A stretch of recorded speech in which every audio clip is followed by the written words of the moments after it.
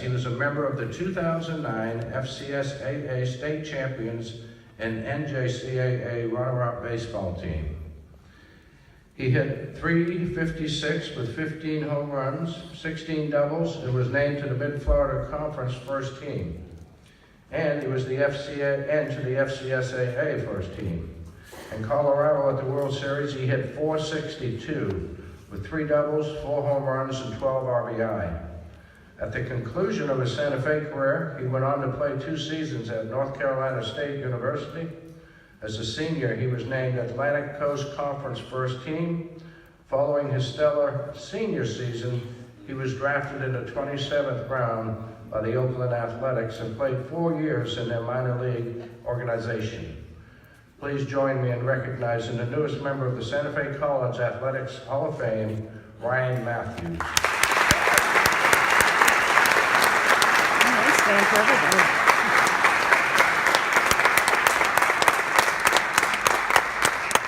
We had a great run. We made it all the way to the national championship game. We lost there, but something that started for me was that first playoff game. I'll never forget standing in the outfield, and man, I was nervous. My first college playoffs, I'm standing there and I didn't know what to do.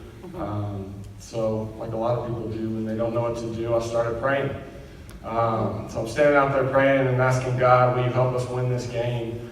And then I sit here and I just keep praying it, and I'm sitting here thinking to myself, why would God want to let me win this game?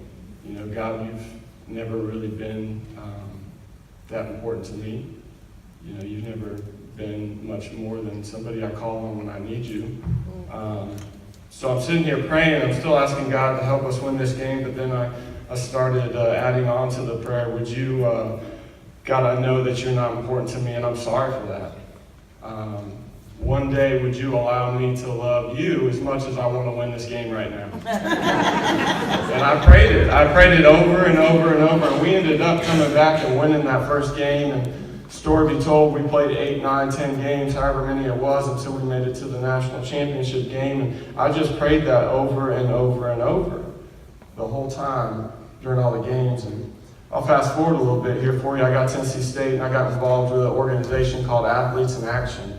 It is a ministry, and it was on campus there at NC State, and I got involved in a Bible study there. And it wasn't until I went on a summer tour with Athletes in Action until I learned 2 things that changed my life. The first was the gospel of Jesus Christ, that I didn't have to be good enough for God to accept me, and that I actually couldn't be good enough. But that Jesus Christ had already done everything for me necessary for me to be acceptable in God's eyes, and that I had 2 choices. I could accept it or I could reject it.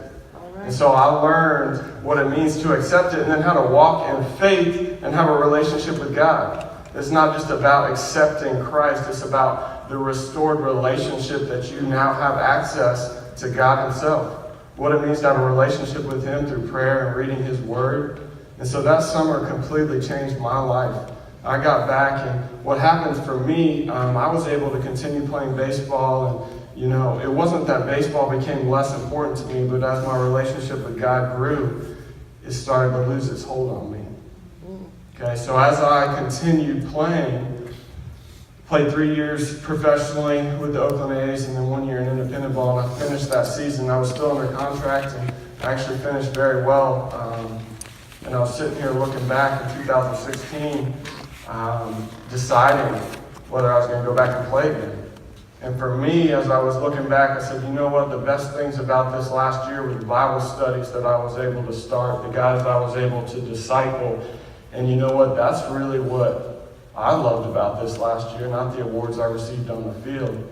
And so it was at that moment I said, you know what, God really answered that prayer, because right now, I would rather share God with somebody. I love doing that more than I do playing baseball.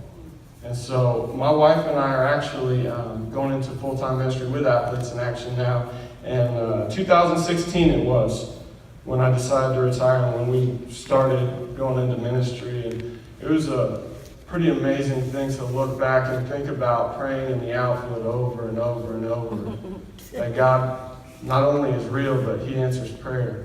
I didn't know it was going to take 7 years for that prayer to be answered, but He answers prayer.